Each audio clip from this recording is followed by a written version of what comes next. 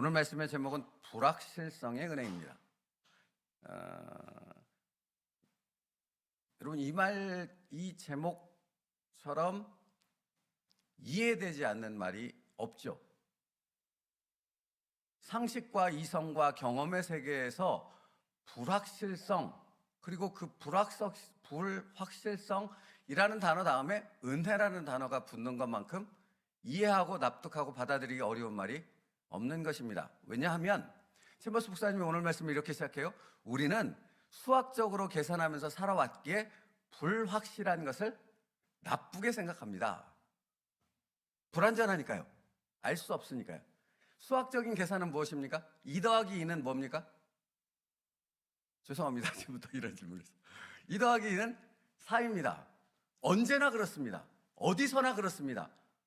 그렇죠? 3 곱하기 3은 설교 준비하다가 제가 6이라고 적더라고요. 그럼 미친 거 아닙니까? 우리에게 있어서는 그건 미친 겁니다. 3 곱하기 3은 언제나 어디서나 어느 때나 다 9이어야 합니다. 그런 세계에 우리는 살아왔습니다. 그게 당연한 것이고 그게 익숙한 것이고 그것만큼 정당한 것이 없습니다. 이것을 벗어나는 것은 이해할 수 없고 받아들일 수 없는 것입니다. 그런데 여러분,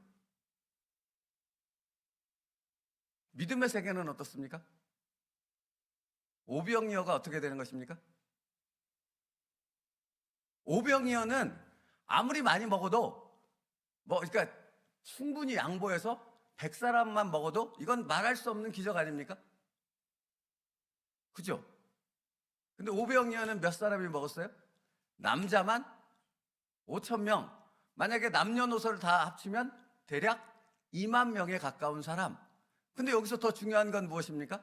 오병이어로 2만 명이 넘는 사람이 먹어버렸는데 그러고 나서 남은 게 광주리가 도대체 얼마나 크기가 됐는지는 모르겠으나 대략적으로 영화를 보면 성인이 이렇게 들을 만큼 엄청나게 큰 부피를 가진 이 광주리가 몇 개 남았어요? 12개 남았습니다. 이해할 수 없죠. 여러분, 우리의 생각과 우리의 어떤 삶의 방식은 이 수학적으로 딱 맞아떨어지는, 우리가 이해하고 납득이 될 수 있는 이 상식의 세계 안에 이렇게 딱 갇혀 있다라는 표현이 맞습니다. 여기에 갇혀 있습니다. 그래서 뭔가 이 갇혀 있는 우리의 이 경험적 세계에 해당되는 부분을 넘어서는 어떤 부분이 나오게 되어지면 우리는 거기서부터 멘붕이 오기 시작하는 거죠. 예수님께서 사역을 시작하신 다음에 가장 첫 번째로 기적을 베푸신 사건을 요한복음 2장에서는 기록하고 있죠. 가나 혼인잔치의 기적입니다. 거기서는 뭐가 변하여 뭐가 됩니까? 여러분, 현대 과학으로도 이 엄청난 눈부신 발전을 이룬 이 현대의 과학으로도 물을 변하여 포도주로 바꿀 수는 없습니다. 이거는 전혀 원소기호가 전혀 다른 거거든요. 다른 물질이거든요. 그러니까 이걸로 바꿀 수는 없는 거예요. 불가능한 거예요. 납득할 수 없고 이해할 수 없고 받아들일 수 없는 요소라고요. 근데 예수님이 가장 첫 번째로 행하신 기적이 무엇인가? 물이 변하여 포도주가 되는 것입니다. 이 세계가 어떤 세계예요? 영적인 세계입니다. 이 세계를 왜 우리가 지금 말씀을 나누고 있습니까? 우리는 예수 그리스도의 십자가로 말미암아 육적인 세계에서 어디로 그 소속을 옮겼습니까? 영적인 세계로 옮겼습니다. 그게 구원받은 자입니다. 우리는 이제 이 육적인 세계 2 곱하기 2는 4, 2 더하기 2는 4, 3 곱하기 3은 9의 이 세계에 속하여 평생 동안 살다가 갑자기 훅 옮겨져서 여기 믿음의 세계로 왔습니다. 근데 이 세계는 어떤 세계라고요? 오병이어가 5,000명을 먹이고 12명이 남는 세계이고, 물이 변하여 포도주가 되는 세계이고, 나면서부터 그 소경이었던 사람을 진흙 발라서 진흙팩 발라줘서 실로암 가서 씻으라고 그랬더니 눈을 뜨는 세계가 바로 우리가 속한 이 영적인 세계라는 것입니다. 그럼 오늘 말씀의 제목으로 생각해 보면 이 영적인 세계는 확실성, 그러니까 수학적인 계산으로 이해가 되고 납득이 되고 설명이 되는 세계입니까? 아니면 수학적인 계산으로는 도저히 불확실성 가운데 있어서 설명할 수 없는 세계입니까? 설명할 수 없는 세계라고 말합니다. 여러분, 성경은 우리에게 상식과 이성과 경험적인 세계로 설명할 수 있는 세계에 너희가 속했어. 너희는 여기서 옮겨져서 보다 확실한 그런 세계로 옮겨져서 이렇게 말하지 않는다고요. 너희들이 옮겨진 영적인 세계는 불확실성으로 가득한 세계야. 그래서 이 세계에 속한 사람들은 오직 뭐로만 살 수 있어요? 아니, 중요합니다, 여러분. 오직 뭐로만 살 수 있어요? 믿음으로만 살 수 있는 세계예요. 믿음으로만 갈 수 있는 세계라고요. 오직 말씀을 믿는 믿음 안에서만 살아갈 수 있는 세계라고요. 그래서 갈라디아서 2장 20절은 나는 죽었는데 이제 내 안에서 오직 믿음으로 사는 세계로 나를 이끄시는 예수 그리스도로 말미암아 우리는 산다 라고 말하지 않습니까? 그러니까 여러분, 다시 말씀드려요. 여러분이 예수님 믿기 전에, 구원받기 이전에 살았던 그 세계의 사고와 삶의 방식과 이런 논리를 갖고 이거를 여기다가 딱 옮겨놓고 이 세계에 적용시키려고 하면 되겠습니까? 안 되겠습니까? 망하는 거죠. 이것만큼 망하는 거. 차라리 그러려면 여기에 사는 게 더 나아요. 예? 여기에 세계 사는 게 낫다고. 여기에 사고방식과 삶의 방식을 그대로 옮겨갖고 그 채로 여기 영적인 세계에 와서 살면 미치지 않고는 살 수가 없어요. 납득이 되는 게 아무것도 없거든요. 바리새인들이 왜 예수님의 말씀을 거부했게? 종교 지도자들이 왜 예수님의 그 엄청난 기적들을 보면서도 끝까지 예수님이 그리스도이심을 왜 부인할 수밖에 없습니까? 그들의 사고와 모든 삶의 그 목적과 방식이 여기에 속해 있기 때문입니다. 그러면 이런 체제를 갖고 여기를 바라보면 여기만큼 미친 세계가 없는 거죠. 아멘이십니까? 아니, 이건 아멘이지 않습니까? 여러분은 당연히 그걸 느껴야 되는 거예요. 그게 구원받은 사람의 증거거든요. 이상해, 저기는 미친 세계야? 근데 나는 이 미친 세계에 속했네? 이게 되는 거거든요. 여러분, 우리가 살고 있는 이 세계에 살고 있는 당연한 그 법칙 있지 않습니까? 인과 결과라는 거. 그 말이 무엇입니까? 어떤 결과가 있기 위해서는 반드시 원인적인 요소가 있죠. 그러니까 우리가 살고 있는 세계는 다 똑같아요. 내가 병들었어요? 갑자기 병들어요? 아니죠.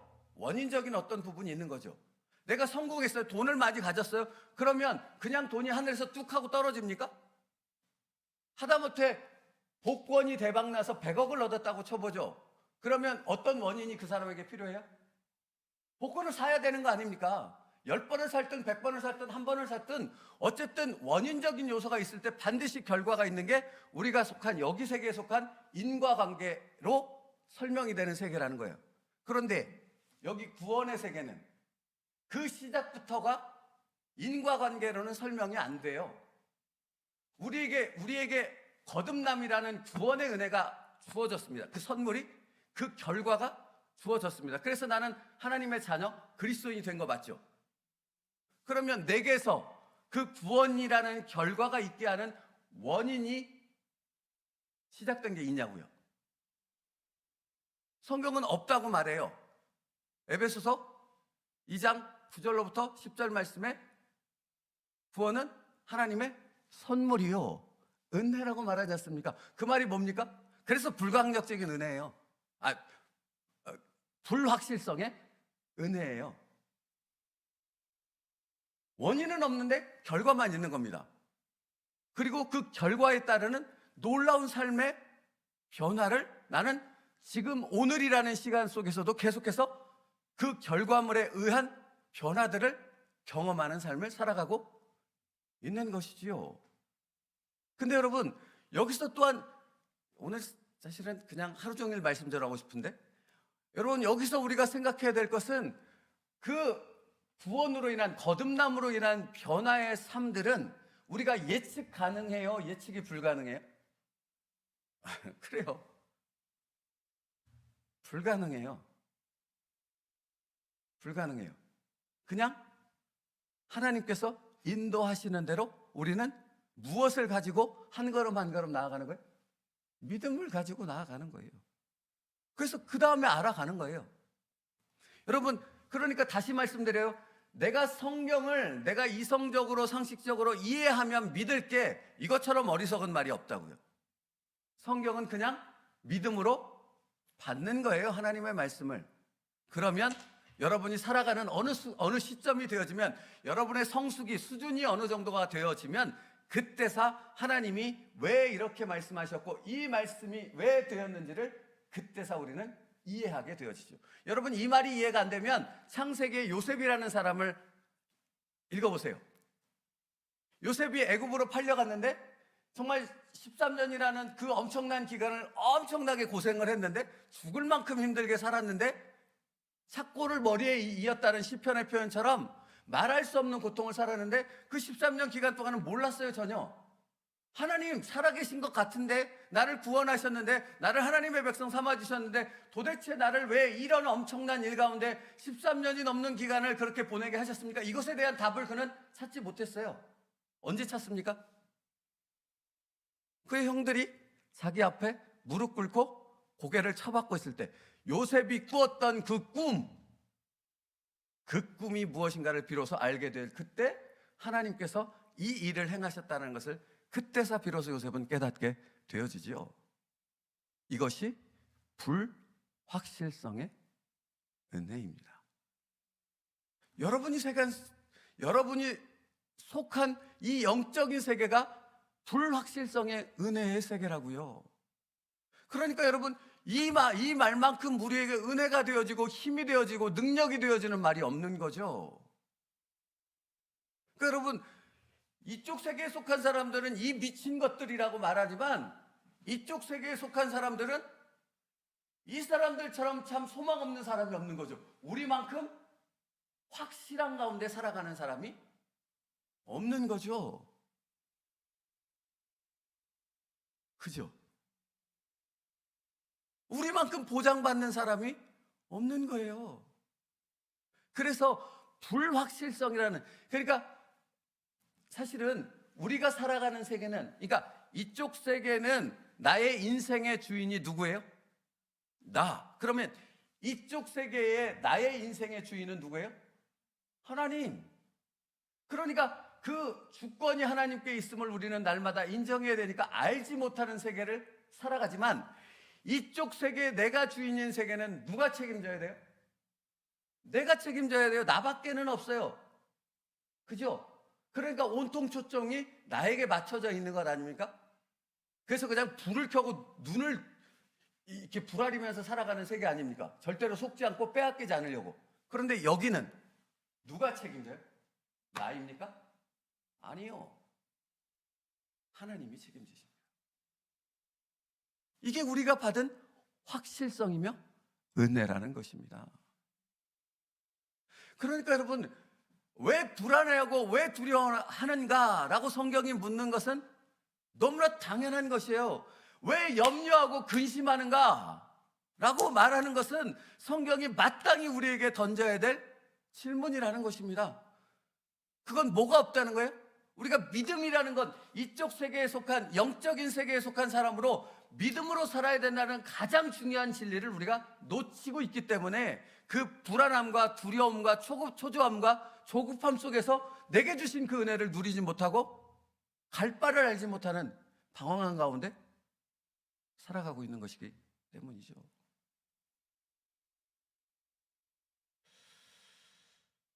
이것이 바로 불확실성의 은혜라는 제목에 담겨있는 의미예요. 그러니까 여러분, 이쪽 세계에 속하면 이 말씀이 내 안에 뜨거운 감격의 눈물을 쏟아지게 만들어요. 뭔지 아십니까? 심령이 가난한 자는 복이 있나니 천국이 그들의 것이며, 애통하는 자는 복이 있나니 그들이 위로를 받을 것이며, 마음이 청결한 자는 복이 있나니 그들이 하나님을 볼 것이며, 의를 위하여 박해받는 자는 복이 있나니 천국이 그들의 것입니다.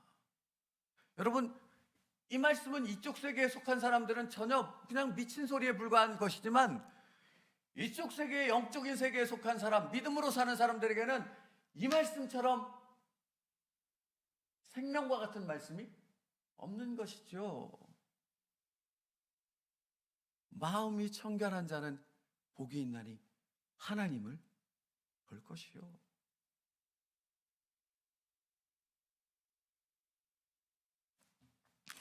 그래서 여러분, 챔버스 목사님은 이렇게 말합니다. 우리는 자신의 계획이 이루어져야 안전하다고 생각하지만 영적인 삶의 속성은 그렇지 않습니다. 여러분, 그러니까 이쪽 세계에 속한 우리들은 날마다 내가 이해할 수 없는 어떤 일들로 이렇게 가득하면 그게 뭐예요? 그게 은혜요? 그게 감사인 거예요. 영적인 삶의 속성은 그렇지 않습니다. 영적인 삶의 속성은 불확실성 속에서 확신을 누리는 것이라고요. 여러분, 이것도 이해가 안 되는 거예요. 그죠? 상식적으로는 이해가 안 되는 말이에요. 영적인 삶의 속성은 불확실성에서 확신을 누리는 거래요. 왜 확신을 누리는 거죠? 이거 너무나 많은 걸로 설명할 수 있는데 왜 확신을, 주권이 하나님께 있으니까 확신을 누릴 수밖에 없는 것이고, 나같이 유한하고 연약하고 의지가 박약하고 나같이 부족한 사람, 나같이 아무것도 할 수 없는 사람, 여러분 스스로를 볼 때 그렇지 않습니까? 저는 그렇더라고요. 나 같은 인간을 도대체 내가 바라보면서 내 인생을 맡기고 내 삶을 평생 동안 살아야 돼? 이것만큼 절망이 없는 것입니다. 그런데 나 같은 사람의 인생을 내가 아니라 하나님이 그냥 꼴깡 안아서 확 품에 안으셔서 너는 그냥 내가 책임져. 머리가, 이사야 말씀대로 머리가 백발이 되기까지 내가 너를 책임져. 여러분, 성도의 견인이라는 말을 아십니까? 너를 책임지는데 내가 어디까지 너를 책임지는지 아냐? 이 땅의 삶뿐만 아니라 저기 천국에 이를 때까지 거기서 영원한 삶을 살아가는 그 모든 과정을 내가 책임진다. 이게 불확실성에서 누리는 확신의 은혜요, 기쁨이요, 축복이라는 것입니다. 여러분, 그러면 조금만 이것을 확대해 볼까요? 내 인생이 그렇다라는 것, 내가 그 불확실성에서 확신을 누리는 삶을 산다면, 여러분의 자녀를 볼 때 얼마나 절망을 느끼고 때로는 얼마나 포기하고 싶은 생각이 드십니까? 그렇지 않습니까? 내가 내 자녀지만, 내가 낳은 자녀지만 바꿀 수 없지 않습니까? 그 아이를 돌릴 수 없지 않습니까? 어떻게 그 아이에게 축복을 주고 싶고 정말로 그 아이의 인생이 정말로 행복한 삶이 되기 위해서 모든 것을 다 줄 수는 있지만 안 받아들이면 아무 의미가 없다고요. 아무런 방법이 없다고요. 그렇죠? 그런데 나를 사랑하시는 하나님은 나를 사랑하시기에 이 사랑하는 자녀 또한 책임져 주실 줄 믿습니다. 이게 확신인 거예요. 이게 확신. 나는 어쩔 수 없어요. 그래서 내가 믿음으로 누구에게 맡겨요? 나의 자녀를? 하나님께 올려드리는 것입니다. 아브라함이 이삭을 바친 것이 바로 그거라고요. 하나님께 올려드리면 여호와 이레 하나님, 내 사랑하는 자녀를 위해 나보다도 더 큰 사랑과 더 엄청난 은혜와 축복을 가지고 그 자녀를 위해 예비하신 하나님을 나는 내 삶 속에서 보게 되어진다는 것입니다. 이게 자녀만 해당되겠습니까? 내가 사랑하는 그 이들, 내가 위하여 중보기도 하고 있는 그 이들, 그 한 사람 한 사람을 하나님은 그렇게 책임져 주시고 붙잡아 주시고 그의 삶을 인도해 주실 줄 믿습니다. 이게 확신입니다. 오직 믿음으로만 가질 수 있는 확신이라는 것입니다. 그러므로 사랑하는 성도 여러분, 히브리서 11장의 말씀은 굉장히 중요한 말씀이에요. 히브리서 11장 1절과 2절에 믿음은 바라는 것들의 실상이요 보이지 않는 것들의 증거니 선진들은 이로써 증거를 얻었느니라. 이것도 설명이 길지만 다 빼고 믿음은 선진들이 증거를 얻는 도구가 되어졌다고 말해요. 자신의 삶 속에서 하나님께서 주시는 확신을 얻는 방법이 바로 믿음이었다라고 말씀하고 있다라는 거예요. 그러니까 여러분, 사단은 끊임없이 여러분의 마음 가운데 뭘 주겠습니까? 이 믿음을 흐트러뜨리는, 불확실성 가운데 그 은혜를 누리는 하나님께 우리의 모든 초점이 맞춰져 있는 그것을 흐트러뜨리는 그 어떠한 요소들을 계속해서 우리에게 집어넣고 유혹한다라는 거예요. 여러분 그때 여러분 선포해야 되는 것입니다. 나사렛 예수 그리스도의 보혈의 피로 명하노니 사단아 물러갈지어다. 여러분, 여러분의 생각을 쫓아내십시오. 여기서부터 출발해요. 모든 의심은, 모든 두려움은 여기서부터 출발해요. 눈에 보이는 어떤 것들로 인해서 출발하지 않고 여기 내 생각에서부터 그것이 출발한다는 사실을 잊지 마십시오. 그러니까 사단의 공격의 초점은 여러분의 눈에 보이는 삶의 상황, 어떤 경험적인 부분이 첫 번째가 아니고 여러분의 생각적인 부분을 두드리는 것, 여기를 미혹하는 것이 첫 번째라는 것입니다. 그러면 여러분의 마음 가운데 어떤 의심과 어떤 걱정, 조급함, 두려움들이 딱 찾아왔어요. 그러면 여기에 세계에 속한 사람들은 거기에 매여서 쩔쩔매고 거기에 휘둘릴 수밖에 없다고 한다면 여러분은 여기에 속했다고 그랬잖아요. 여기에 속한 사람은 그걸 어떻게 대적해야 됩니까? 무엇으로? 말씀의 검으로. 아멘이십니까? 여러분, 그 영적 싸움이 여러분의 삶 가운데 날마다 매 순간마다 있습니다. 그 여러분이 바라보는 건 사람이 아니에요. 상황이 아니에요. 어떤 것이 아니에요? 오직 예수 그리스도 그분의 말씀인 줄 믿습니다. 그리고 너희가 구할 것은 성령이라고 말씀하셨잖아요. 성령이 내 안에 있어야 되는, 성령이 내 안에 반드시 계셔야만 하는 이유는 그 말씀을 깨닫고 그 말씀을 적용하고 그 말씀 안에서 흐트러지지 않고 믿음으로 영적인 세계에 속한 그 삶을 초질관 걸어가게 만드시는 분이 바로 성령 하나님이시기 때문에 그렇습니다. 로마서 8장 말할 수 없는 탄식으로 우리를 위해서 기도하시는 그 성령께서 오늘 우리를 붙잡아 주실 줄 믿습니다. 우리를 위해 여전히 중보기도 하시는 줄 믿습니다. 그러므로 그 믿음 안에서 여러분, 오늘도 여러분 자신을 바라보며 여러분의 어떤 상식과 이성에서 한숨 지으며 자포자기하는 인생이 아니라 그런 현실 가운데서 오히려 우리는 할렐루야를 외치며 믿음을 선포하며 믿음의 첫걸음을 오늘도 내디딜 수 있는 저와 여러분 될 수 있기를 축복합니다. 여러분, 사실은 요 뒤에 제가 설교 원고 적어놓은 게 5장은 더 있습니다. 근데 벌써 시간은 6시입니다. 다 설명할 수는 없지만 여러분, 오늘 챔버스 목사님의 묵상 최고봉을 그냥 이렇게 씹는다고 표현하죠. 곱씹는다고. 곱씹어 보십시오. 너무 귀한 은혜의 표현과 말씀들이 가득합니다. 그냥 제가 계속 붙잡고 있게 되더라고요. 뭘 의지적으로 노력한 게 아니라 그냥 그 자체가 내가 살아가는 이 영적인 세계, 믿음으로 산다는 것이 무엇인가를 너무도 정확하고 분명하게 저에게 가르쳐주고 다시 깨닫게 하시는 말씀이기에 너무 귀한 은혜의 시간, 설교를 준비하는 시간이 제게 귀하고 기쁨의 능력의 시간이 되어졌습니다. 여러분도 그 귀한 은혜를 누릴 수 있기를 축복합니다. 읽어보십시오. 그 영적으로 깨어있는 하나님의 종이 뭐라고 선포하고 있는지를 묵상하며 그 믿음이 내 믿음이 되게 하여 주옵소서. 그가 살아갔던 삶이 내가 살아가는 삶, 우리 가정, 우리 식구들이 살아가는 믿음의 축복의 삶, 능력의 삶 되게 하여 주시옵소서. 묵상하며 그렇게 기도할 때 우리의 인생을 책임지실 이 하나님께서 반드시 그 여러분의 기도에 믿음에 응답해 주실 줄 믿습니다. 기도하겠습니다. 믿음으로 아벨은, 믿음으로 에녹은, 믿음으로 노아는, 믿음으로 아브라함은, 아버지 하나님, 믿음의 조상들이 그 믿음으로 살았던 것처럼 우리도 예수 그리스도를 믿는 그 믿음의 확신 안에서 오늘을 살아가는 믿음의 사람들 되어지게 하여 주시옵소서. 그리고 그 믿음 가운데 그 믿음의 확증을 우리의 삶 가운데 주시는 놀라우신 하나님의 확신 가운데서 그 하나님의 영광을 찬양하며 그 영광에 살아계신 하나님을 증거할 수 있는 나팔들이 되어지게 하여 주시옵소서. 예수님의 이름으로 기도 올리옵나이다. 아멘. 찬송가